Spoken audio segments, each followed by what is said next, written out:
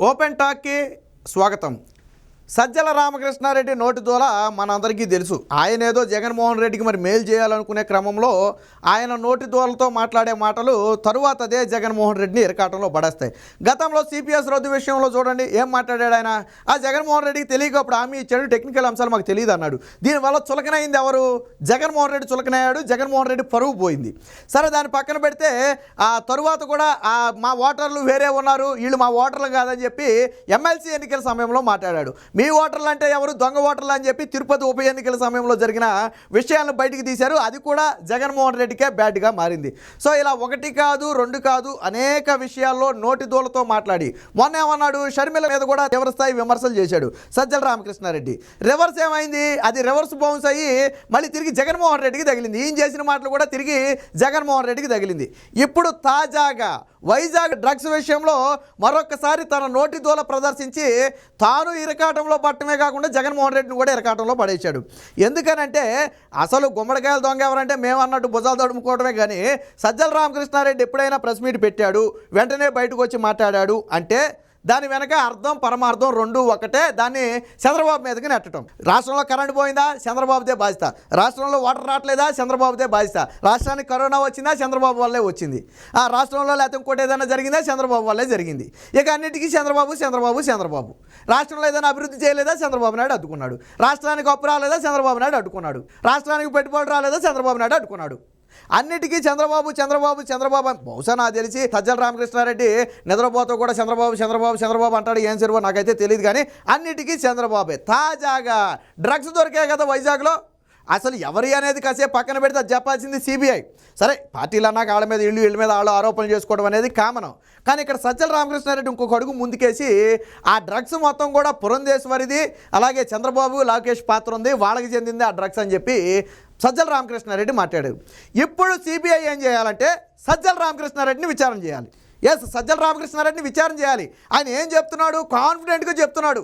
పురంధేశ్వరి, చంద్రబాబు, లోకేష్ల పేరు చాలా కాన్ఫిడెంట్గా చెప్తున్నాడు. కాబట్టి ఆయన దగ్గర అంత కాన్ఫిడెంట్గా చెప్పాడు అంటే ఖచ్చితంగా ఆయన దగ్గర ఆధారాలు ఉంటాయి.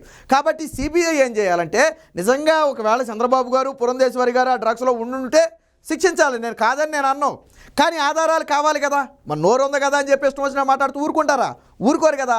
సిబిఐ ఏం చేయాలంటే సజ్జల రామకృష్ణారెడ్డికి నోటీసులు ఇచ్చి విచారణలో కూర్చోబెట్టాలా. ఈ డ్రగ్స్ కేసుకు సంబంధించి మీ దగ్గర ఉన్న ఆధారాలు ఏంటి అనే కూపి బయటికి లాగాలి. ఆయన ఇచ్చిన ఆధారాలు కరెక్ట్గా ఉంటే వాళ్ళ మీద చర్యలు తీసుకోండి. ఒకవేళ నా దగ్గర ఆధారాలు లేవు, నేనేదో మీడియా ముందు మైకులు పెట్టారు కదా నా ముందు అని చెప్పి నేను మాట్లాడాను అంటే చర్యలు తీసుకోవాలి. నోరు ఉంది కదా అని చెప్పి ఇష్టం వచ్చిన వాళ్ళ మీద నిందలేస్తే ఊరుకుంటారా? తెలుగుదేశం పార్టీ ఏమి నిందేసింది? గతంలో వైసీపీ నేతలు సంజయ్ ఆక్వా ఎక్స్పోర్ట్ అనేది వైసీపీ నేతలకు చెందింది. ఆ వ్యక్తి ఎవరైతే కోనం వీరభద్రరావు ఉన్నాడో అలాగే పూర్ణచంద్రరావు ఉన్నారో వాళ్ళతో వైసీపీ నేతలకు సంబంధాలు ఉన్నాయని వాళ్ళ ఫోటోలు బయట పెట్టింది కదా. అది అవునా కాదా అనేది నిరూపించుకోవాల్సింది మీరు. అక్కడ ఆధారాలు ఉన్నాయి. టీడీపీ ఒక ఆరోపణ చేసిందంటే ఆ Sanjay aqua export private limited ఎవరి పేరు మీద ఉంది? కోనం వీరభద్రరావు పేరు మీద ఉంది. కోనం వీరభద్రరావు బ్రదర్ ఎవరు? కోనం రామచంద్రరావు. కోనం రామచంద్రరావు ఎవరు? విజయసాయిరెడ్డికి అత్యంత సన్నిహితుడు. అదేవిధంగా కోనం వీరభద్రరావుకి అలాగే కోనం ఆయన సతీమణికి కూడా స్వాగతాలు సుస్వాగతాలు పలుకుతూ సంక్రాంతి సమయంలో భారీగా వైసీపీ ఫ్లెక్సీలు కూడా వేసింది. వేరే ఎవరో నేత అయితే వైసీపీ ఎందుకు ఫ్లెక్సీలు వేస్తుంది కదా.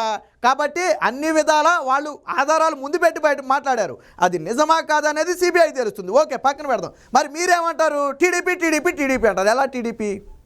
ఎలా టీడీపీ? ఎలా చంద్రబాబు? ఎలా లోకేష్? ఎలా పురంధేశ్వరి? సమాధానం కావాలిగా. పురంధేశ్వరికి చెందిన వాళ్ళు కానీ, పురంధేశ్వరి బంధువులు కానీ, పురంధేశ్వరితో గతంలో మెలిగిన వాళ్ళు కానీ ఎవరైనా అందులో ఉన్నారా? పోనీ లావు కృష్ణదేవరాయలు కూడా ఇప్పుడు ఎలక్షన్ కమిషన్కి ఒక ఫిర్యాదు చేశాడు. ఏంటంటే అందులో ఒక వ్యక్తితో లావు కృష్ణదేవరాయలు ఎప్పుడో గతంలో ఫోటో దిగితే దాన్ని ఈయనకి సంబంధం ఉందని చెప్పి ఆరోపించారు. ఒకవేళ నిజంగా ఉండుంటే చర్యలు తీసుకోవాలని కాదన్ను. అయితే లావు కృష్ణదేవరాయలు ఏం చేశాడు? ఇప్పుడు ఎలక్షన్ కమిషన్కు ఫిర్యాదు చేశాడు. అసలు ఆ వ్యక్తికి నాకు ఎటువంటి రిలేషన్షిప్ లేదు. ఫోటోలు అన్నాక ఎక్కడైనా జరుగుతాయి. వీళ్ళ దగ్గర కూడా ఆధారాలు లేకుండా డైరెక్ట్గా నా మీద బ్లేమ్ చేస్తున్నారు అని చెప్పి వీళ్ళు మాట్లాడుతున్నారు. ఇంకా గట్టిగా మాట్లాడితే లావు కృష్ణదేవరాయలు నిన్నటి వరకు ఎవరి పార్టీలో ఉన్నాడు? ఆ లాజిక్కే మాట్లాడుకుంటే విజయసాయిరెడ్డికి మనిషి పెరిగాడు కానీ బుర్ర పెరగల. నిన్నటి వరకు నువ్వు ఆ లాజిక్కే మాట్లాడావు అనుకో.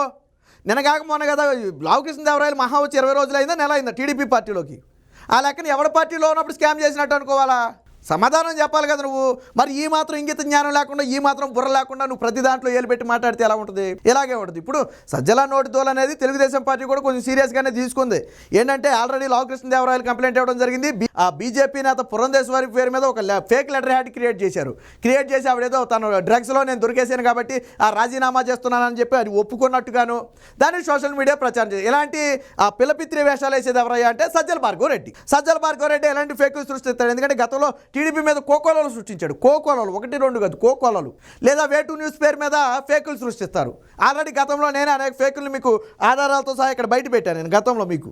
అంటే ఇప్పుడు కూడా పురంధేశ్వరి మీద బురద చల్లడం కోసం ఆవిడేదో రాజీనామా ఒప్పుకుందని చెప్పి ప్రజల్లోకి తీసుకెళ్లే ప్రయత్నం. మరి మీ ప్రమేయం లేకపోతే మీరు ఒక మాట చెప్పాలా? ఏమని? దీనికి సంజయ్ ఆక్వా ఎక్స్పోర్ట్స్కి వాళ్ళకి మాకు ఎటువంటి సంబంధాలు లేవు, సిబిఐ నిష్పక్షపాతంగా విచారణ చేసుకోవచ్చు, మా నుంచి ఎటువంటి అబ్జెక్షన్ లేదు, ఒకవేళ ఎవరైనా మా పార్టీలో నేతలు ఎవరైనా ఉండుంటే మీరు వాళ్ళ మీద చర్యలు తీసుకోవచ్చు, తప్పు లేదని చెప్పాలా. అంతేగాని అబ్బెబ్బే మాకు వాళ్ళకి సంబంధం లేదు, ఇదంతా చంద్రబాబు నాయుడు పురంధేశ్వరి. ఆధారాలు ఎక్కడ? చంద్రబాబు నాయుడు పురంధేశ్వరి లోకేష్ మీద ఆధారాలు ఏవి?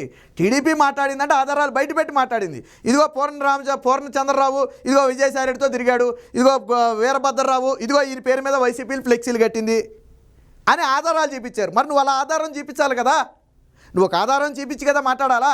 సో ఈ నోటి దోలే ఇప్పుడు తీవ్ర చర్చనీయాంశంగా మారింది. ఇప్పుడు సిబిఐ అధికారులు ఖచ్చితంగా విజయసాయిరెడ్డిని పిలవాలి. గతంలో వివేక హత్య కేసు సమయంలో కూడా ఈ నోటి తోలుతోనే అప్పుడప్పుడు అదో మాట ఇదో మాట తోలుతో మాట్లాడాడు. అసలు సజ్జల రామకృష్ణారెడ్డి అనే వ్యక్తి ఎవరు? జగన్మోహన్ రెడ్డికి సలహాదారుడు, ఒకప్పుడు సాక్షిలో గుమస్తా. నువ్వు సలహాలు ఎవరికి ఇవ్వాలా? జగన్మోహన్ రెడ్డికి ఇవ్వాలా.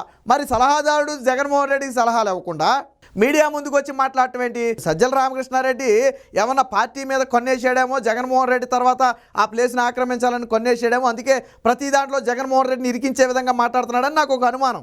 అంటే వెనక ఉండి వెనుపోటు పొడిచాడు అంటారు కదా, ఆ టైపు సజ్జల రామకృష్ణారెడ్డి ఏమన్నా జగన్మోహన్ రెడ్డికి వెనుపోటు పొడిచే ప్రయత్నం చేస్తున్నాడేమోనని అనుమానం. ఎందుకంటే ఏ క్వాలిఫికేషన్ లేని తన కొడుకుని తీసుకొచ్చి సోషల్ మీడియా ఇన్ఛార్జ్కి ఇచ్చాడు. ఆ సోషల్ మీడియా ఎంత అధ్వానంగా తయారైందో మనందరికీ తెలుసు. ఈరోజు ఎవరిని తిట్టుకుంటున్నారు? జగన్మోహన్ రెడ్డిని తిట్టుకుంటున్నారు. అలాగే ఈయన నోటి తోలుతో మాట్లాడే మాటలకు ఎవరిని తిట్టుకుంటున్నారు? జగన్మోహన్ రెడ్డిని తిట్టుకుంటున్నారు. అంటే జగన్మోహన్ రెడ్డి భద్రం అయిపోవాలా, జగన్మోహన్ రెడ్డి నైతికంగా చితుకుపోవాలా, జగన్మోహన్ రెడ్డి ప్రజల్లో అబాసుపాలు అయిపోవాలా, ఆ తర్వాత ఆయన పార్టీ నుంచి తప్పుకుని ఏదైనా జైలుకి వెళ్ళే పరిస్థితి వస్తే దాన్ని నేనే ఆక్రమించాలా. ఆ ఉద్దేశంతో పక్కా ప్రీ ప్లాన్డ్గా జగన్మోహన్ రెడ్డి మీద కావాలనే ఇలాంటివి క్రియేట్ చేస్తున్నట్టుగా అనుమానం వస్తుంది. ఎటువంటి ఆధారాలు లేకుండా కూడా ఈరోజు చంద్రబాబు పురంధేశ్వరి లోకేష్ మీద ఆరోపణలు చేస్తే ఈరోజు తిరిగి ఎవరి మీద ఆరోపణలు చేస్తారు? జగన్మోహన్ రెడ్డి మీద ఆరోపణలు చేస్తారు. ఆల్రెడీ వాళ్ళ పార్టీ నేతలు అక్కడ ఇరుక్కుపోయారు. ఆ ఇరుక్కుపోయిన వాళ్ళని ఎలా బయటికి తీసుకురావాలో తెలియక ఒక పక్క సతమతం అవుతుంటే ఈ సజ్జల నోటి దూల అనేది వారిని మరింత ఇబ్బంది పెట్టే ప్రయత్నం జరుగుతుంది. ఏది ఏమైనప్పటికీ ఖచ్చితంగా సిబిఐ ఈ విచారణలో సజ్జల రామకృష్ణారెడ్డిని విచారించాలి. ఆయన దగ్గర చాలా ఆధారాలు ఉన్నాయంట.